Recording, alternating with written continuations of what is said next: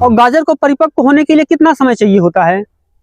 14-15 तारीख तक तैयार। हमें आप बताइए कि 1.5 बिस्वा में जो है कितना बीज डाला और कितनी जुताई की थी इसमें, और बुआई के समय कौन कौन सी खाद के बाद कौन सी खाद डाली है, कितनी बार सिंचाई, कितनी लागत आ गई होगी अब तक शुरू से आपको? अगेती लगाने में ज्यादा प्रॉफिट है या फिर समय पे खेती करने में ज्यादा प्रॉफिट है? नमस्कार किसान भाइयों, स्वागत है आपका चैनल एग्री आकाश पे। किसान भाइयों, आज की इस वीडियो में आपको गाजर की खेती के बारे में जानकारी देने वाला हूं।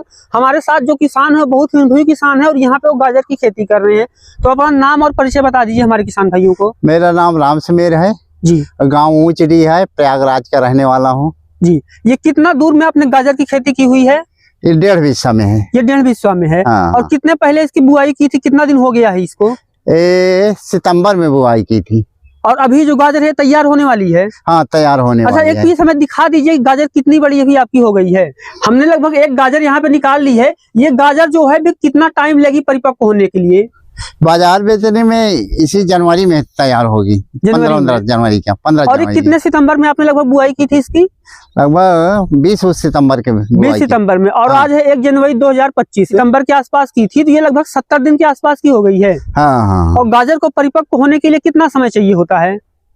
14-15 तारीख तक तैयार खुदाई होने लगी। यानी 3 महीने में तैयार हो जाएगी। हाँ हाँ। तो अब हम समझते हैं कि इसमें आपने कौन सी खाद डाली, कब बुआई की। हमें आप बताइए कि 1.5 बिस्वा में जो है कितना बीज डाला था आपने?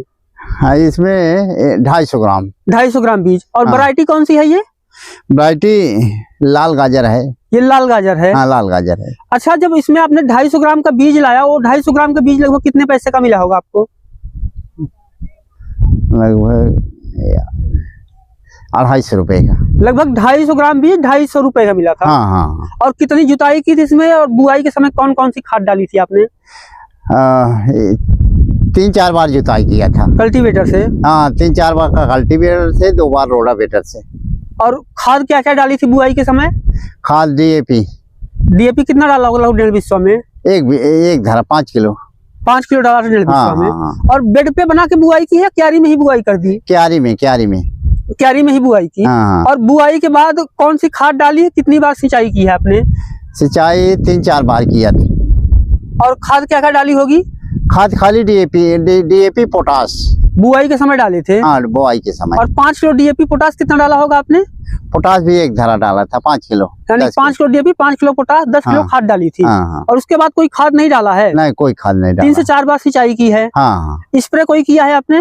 नहीं, स्प्रे कोई नहीं किया। स्प्रे भी कोई नहीं किया है। नहीं। तो ये सिंचाई और जो है खाद लगभग कितनी लागत आ गई? लगभग 4 से 6 जुताई हुई है, 2 रोटावेटर और 4 कल्टीवेटर लगभग। हाँ। और सिंचाई भी की है। हाँ। और बीज भी 250 रुपए का लगाया है। लागत कितनी आ गई होगी, तब हम बात करेंगे कि मुनाफा कितना होगा। यहाँ पे कितनी लागत आ गई होगी अब तक शुरू से आपको?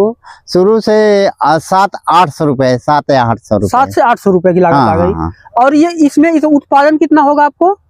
उत्पादन होगा लगभग 7-8 कुंटल होगा। 7 से 8 क्विंटल उत्पादन निकल जाएगा। हाँ। और ये अभी जो मार्केट में रेट चल रहा है, क्योंकि जैसे किसान भैया आप देख रहे हैं जड़ भी पूरी तरीके से परिपक्व नहीं हुई है, और यहाँ पे जैसे ही पौधा डाउन होगा वैसे ही जो है जड़ परिपक्व हो जाएगी। हाँ। और जड़ के विकास करने का यही सही समय है। बस यही समय है। जैसे कि हमने सुना है आलू में जब पौधा डाउन होता है, उसका विकास रुकता है, तब कंद का विकास शुरू होता है। इसमें भी ये पेड़ ढलता है तभी विकास होता है। हाँ, क्योंकि जब पहले जो है ताकत पौधे पे ज्यादा होती है और कंद पे कम होती है। तो 7 से 8 क्विंटल का मिलेगा। और 7 से 8 क्विंटल का मार्केट में रेट क्या होगा लगभग उस समय? यानी 1 क्विंटल 700 से 800 रुपए का होगा।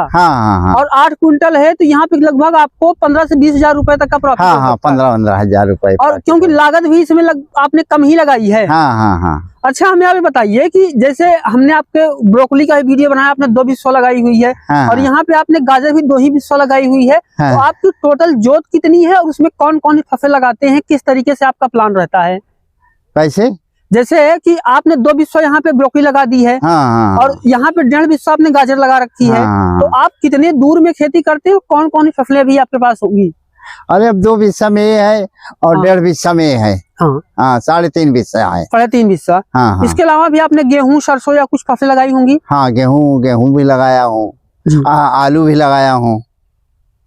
अच्छा, हमें एक चीज बताइए आप, जैसे जो किसान भाई गाजर की खेती करने की सोच रहे हैं, एक क्या होता है कि हमने पश्चिमी यूपी में देखा अलग जगह पे कि अगेती लगाने का शौक है, लोग जुलाई में लगा देते हैं और बारिश से फसल खराब हो जाती है। हाँ। तो अगेती लगाने में ज्यादा प्रॉफिट है या फिर समय पे खेती करने में ज्यादा प्रॉफिट है? नहीं, समय पे लगाने के प्रॉफिट है। आगे अगेती में कभी आ गई, कभी नुकसान भी हो जाता है। अच्छा, अगेती में क्या होता है कि मार्केट में रेट अच्छा मिल जाता है। हाँ, लेकिन चाहे गाजर हो, ब्रोकली हो, फूल गोभी हो, बरसात में स्प्रे बहुत ज्यादा करने पड़ते हैं। हाँ हाँ। और बारिश में अगर लगातार बारिश हो गई तो फसल खराब भी हो जाती है। हाँ, उसमें तो समय पे लगाना ज्यादा सही रहेगा। हाँ, समय पे लगाने से सही रहता है। तो किसान भैया देखा चाचा जी ने हमें जो है गाजर की खेती के बारे में बताया, और ये गाजर की जो खेती है छोटी जगह में कर रहे हैं लेकिन काफी अच्छे तरीके से कर रहे हैं, क्योंकि गाजर भी आप देख रहे हैं काफी ज्यादा अच्छी है। तो आपने हमें इतनी जानकारी दी, आपका बहुत बहुत धन्यवाद। और किसान भैया अगर आप चैनल में पहली बार हैं तो सब्सक्राइब कर लीजिए।